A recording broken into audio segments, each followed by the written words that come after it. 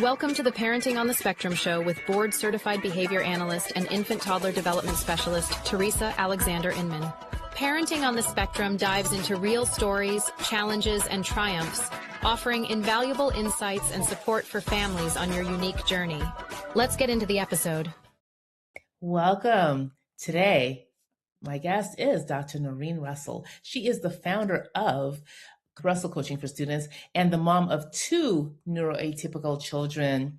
Welcome, Dr. Norrine. Thank you. Welcome. So we are going to talk about executive functioning, which I think it's a really important topic for us to talk about. And so we're jumping right in. And what is executive functioning? Executive functioning is the term that we use to refer to skills that help us be in charge of our brain and our life. Okay. It's a new term, maybe in the last 10 or 15 years, but it's not a new idea. These are just life skills. So executive functioning skills are planning, prioritizing, time management, impulse control, and most important of all, thinking about how we think, which is called metacognition. So being able to reflect on how we think. So the term executive functioning just means they are kind of our skills that help us to be the executor of our lives, the executive in charge. They're the CEO skills, if you will. Gotcha. And what brought you to hone in on this as a way, as something to focus on? As I was starting my coaching practice, as you mentioned, I'm the founder of Russell Coaching for Students. I was really coming from the background that I had as a person trained in developmental psychologist and trained in positive youth development, which meant what can we do to help youth to successfully grow into adults? And so 15 years ago or so in the field of autism and ADHD, there was a lot of discussion about what were the limitations, what were the problems? And those things are very real, and I'm not going to ignore them. But I had been trained in prevention and early intervention, and I wanted to figure out what can make a difference. And so I started diving into this idea of executive functioning skills and teaching kids who were atypical these executive functioning skills and teaching them in a way where we understood that they weren't necessarily going to just pick them up automatically. Some people do, some kids do, but some people and some kids don't. And often kids with autism don't pick them up kind of seamlessly or intuitively. So I got into it because I like to solve problems. Awesome. And that is such an important problem to solve. So thank you. Yeah. I often talk to parents about executive functioning skills. I am not an expert in that field. I know enough to apply it to what I do, and I'd like to learn more. So first of all, what is like one of the main things parents come to you for? When they come to you, what is the biggest struggle that they're having? Sure. When students, are struggling with things like task initiation, they're struggling with motivation, they're struggling with what we would call goal-directed persistence, which is just that ability to finish a task. When they're struggling with time management, often their parents will reach out to us at Russell Coaching for Students and they'll say, he's a good kid.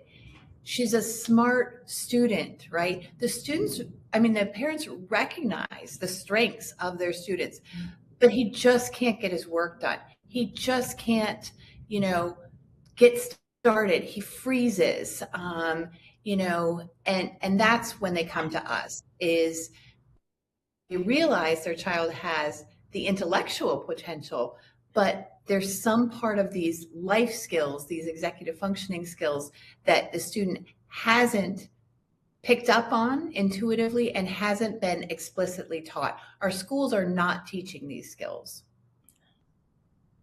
They are not. And as somebody who's worked in several school districts, I can tell you that it's not something that I don't think has even been considered to teach, which is so vital. And it is so vital to teach because you're presenting an assignment, they don't know how or where to start. Or maybe last week they did it so well, and today they're like, oh, Right. so Right. how do we address that? Yeah.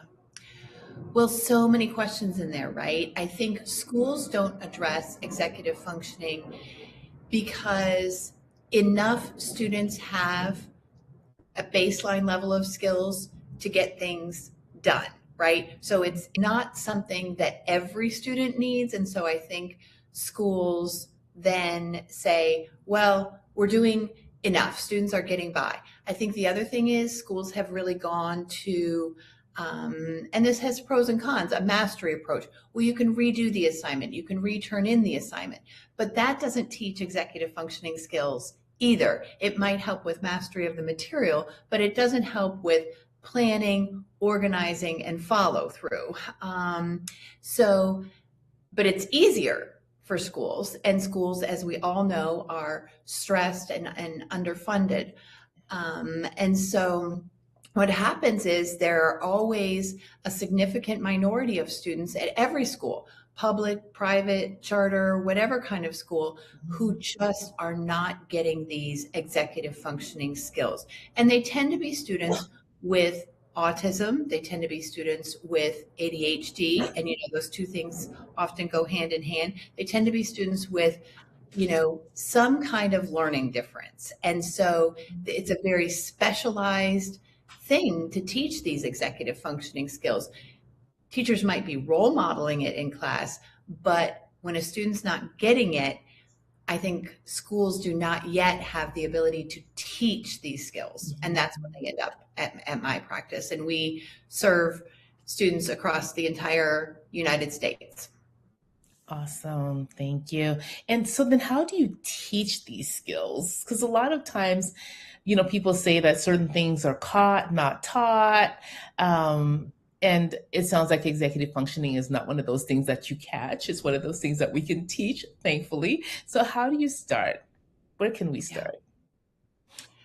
Well, I think that the first thing to do is always to take a look at where are the strengths and where are the weaknesses in this student's executive functioning profile, right? And there are lots of different ways to do this. There are lots of different informal measures as well as formal measures. But let's start with data. Where is the student good? Where, is the student struggling? And then let's work on, our philosophy is, let's work on the 3 skills that are your lowest ones that are giving you the most trouble, right? And so for many students with autism, those students are flexibility, emotional regulation, and task initiation.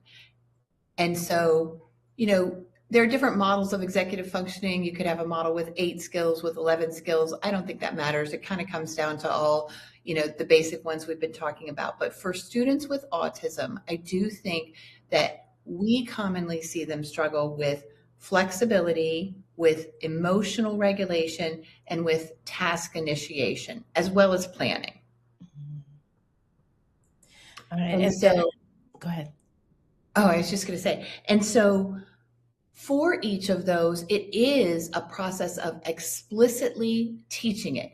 If they caught it, they wouldn't need us, right? But they need to be taught it. And so it's just like teaching anything else. It's explaining what is the concept, okay, flexibility is the ability to shift your thinking from thinking this is the problem to thinking about it a different way. For example, a common flexibility challenge is, my math teacher doesn't like me, and so I'm not going to do well. Okay.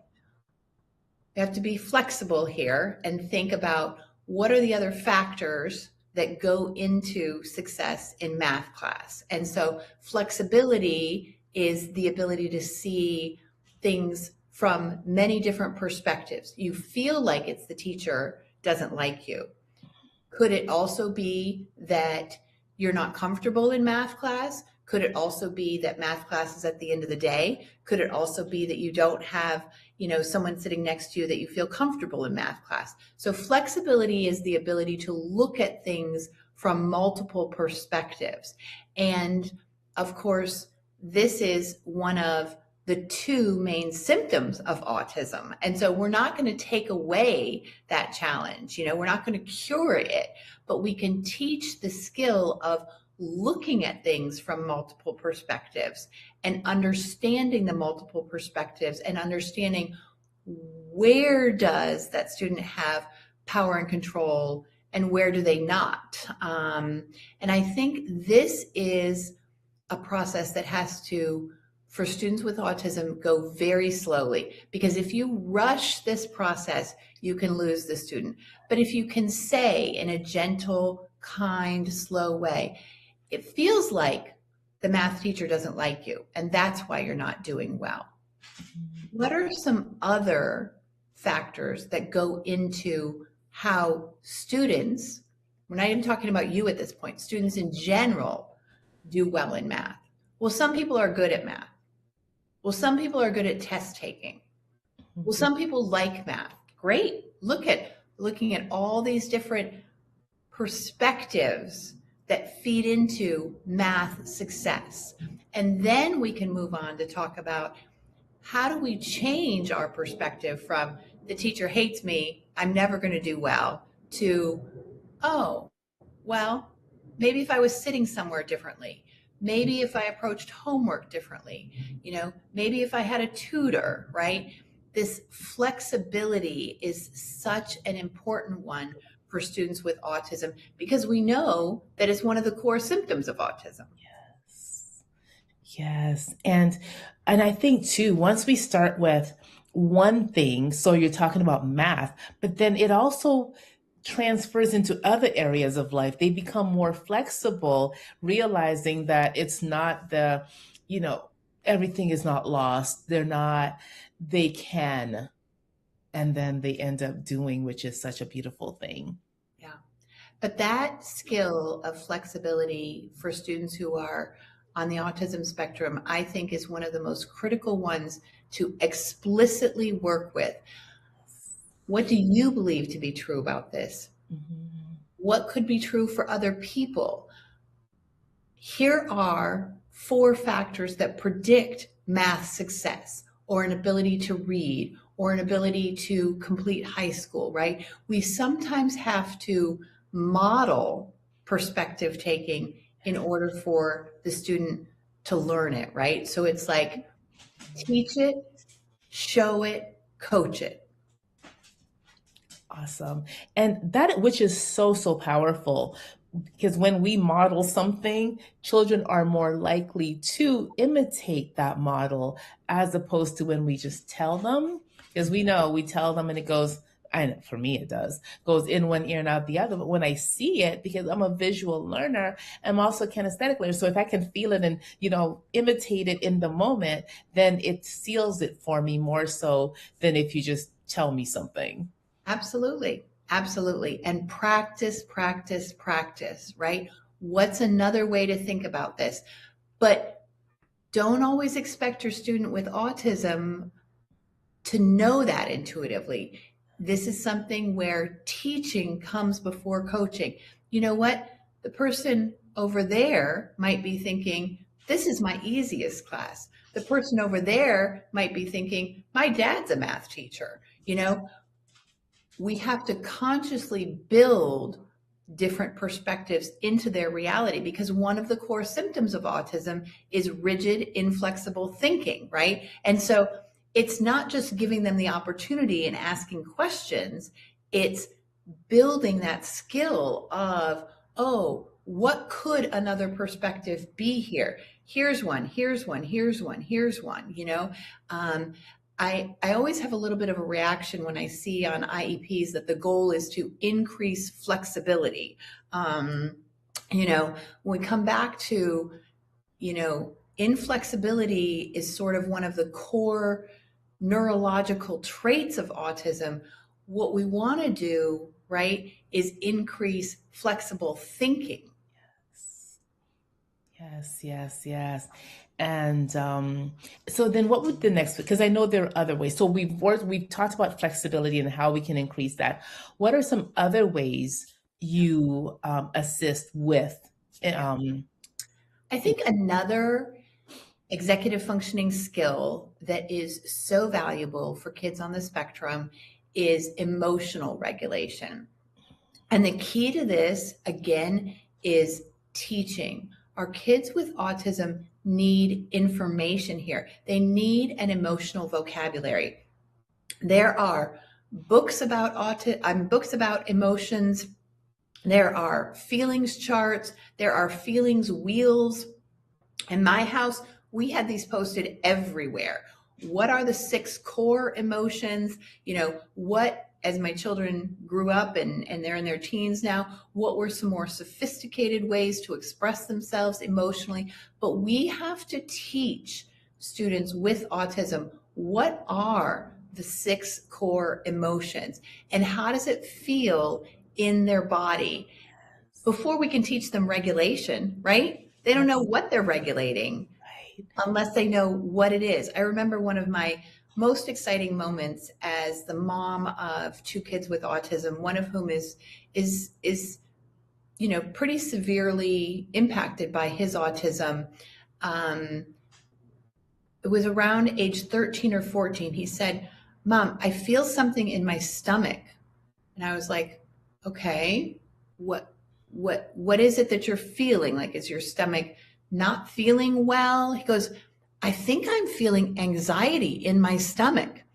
And it was like this light bulb moment of, here was this 13-year-old who was very bright. He tested a gifted level, but he could not connect the abstract concept of emotions to how he was feeling in his body until he was in his early teens.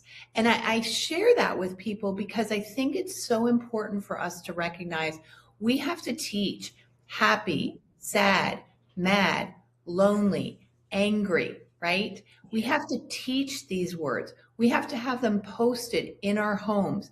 We have to say, right now, you look happy to me. How does your body feel?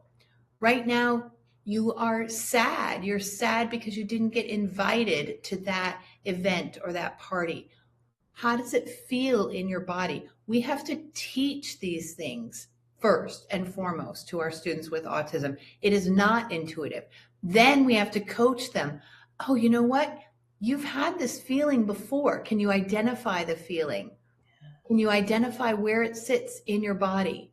Then we can get to regulation, right? But we rush ahead to, let's cope with all these things. The student doesn't understand the feeling and they don't understand how it's affecting them in their physical body. We can't regulate saying, okay, let's take our 5 deep breaths. Let's focus on 3 things we can touch and 3 things we can hear. We have to back up. We have to back up, and building an emotional vocabulary and understanding where that emotion sits in us is the key thing that gets skipped when we're teaching emotional regulation. We have to teach emotional vocabulary and then teach emotional regulation. Yes, so key. And it reminds me, like, kind of emotion, but not sort of. A young man I worked with, actually, there were 2 of them. One was autistic and the other one was not. However, I realized when we labeled things for them, life became so much easier. So, and it was similar across the 2 of them. So, first day, hunger. And so they're having a tantrum because they have never had that feeling labeled for them. So that that sensation. So the one who wasn't autistic, he was on the phone with his mom, and all I heard was yes, yes, yes, yes, yes. And then she asked to speak to me, and then she asked if he could have something to eat, and I said sure. And so then I talked to him. I said, please tell your teacher that you're hungry and you would like something else to eat. And he did, and that went away. Yeah. The next one was he was exhausted and came in. So they're like, it's not working. Like he's having a tantrum again. I said, well, let's see what's going on. He had his head down and he was crying. And I asked him what was the matter. And he said, well, he's tired. And mommy said he couldn't sleep at school. So I asked him, can you have your teacher ask your teacher if you can put your head down for a minute? And he did. And she said, yes, he never put his head down. However, knowing that he could made the difference. And it was the same thing with the autistic child, only that it was a little more challenging to decipher because he had he came in, he was the biggest child in the classroom of 3-year-olds, and his shoes were like this big, and he took off his shoe and threw it. So they looked at me, oh my gosh, because I'd asked for him to please be in this school. It was a preschool because I wanted him around neurotypical children. And so they then a little girl said night night, and he said night night. So I was like so thankful. So I said, I'm tired. He said, I'm tired. And that was the end of the tantrum. Yeah. Yeah. Same thing with food. At lunchtime, he was like, again, tantrum started. They're looking at me, because I have all the answers yet. Same thing. He started to get upset, and they were like, oh gosh, because what happened this morning? We don't want a repeat of it, because God forbid somebody gets hit with that shoe. That would have been, I don't know how I would have felt about that. So I asked him, I said, well, we looked at it and said, okay, here he is, a big 3-year-old with a sandwich and a banana. And so I thought maybe he needs more food. So I told her, I said, Miss Stacy, may I have something else to eat, please? And he repeated, Miss Stacy, may I have something else to eat, please? And that was the end of it. So then he knew now to ask. And I'm not saying he's going to, we may not have to remind him a few days later or, weeks later, because sometimes, like things we don't always remember. And however, that was the end of the tantrums for him. When we can learn to identify and articulate our feelings, right, then the meltdowns decrease. So many times those meltdowns come because the child is experiencing so much cognitive overload and so much emotional overload. And so when we, in times of calm, can teach that emotional vocabulary, and it can start at age 3 and honestly go all the way through adulthood. I have met many adults who think that fine is a feeling or okay is a feeling. I'm like, let's at least incorporate the 6 basic emotions into your emotional vocabulary, but we have to teach them. We have to use them. Parents need to role model them. I feel happy about this. I feel sad about this. I feel angry about this. My stomach kind of hurts because I'm worried about this. And it's such an easy transition for parents to make, to start using those basic emotional words. And there are lots and lots of visuals, whether you get them from Teachers Pay Teachers, or you get them from an OT site or a counseling site or Amazon. There are great resources out there for learning an emotional vocabulary, so then you can learn the executive functioning skill of emotional regulation. Because you can only regulate what you know, to regulate what you've labeled, what you have a basic knowledge of, so that you can identify it within yourself. And I'm just going to underline what you said about modeling it, just talking to parents, when they experience an emotion or feeling, to label that within themselves, because children pick up on that. I had a mom tell me just last week that her son, who's autistic, will go to her, Mommy, you're sad, be happy. Because he could tell, he could sense that she wasn't. And that's because she has labeled that for him so that he can identify it. Yeah.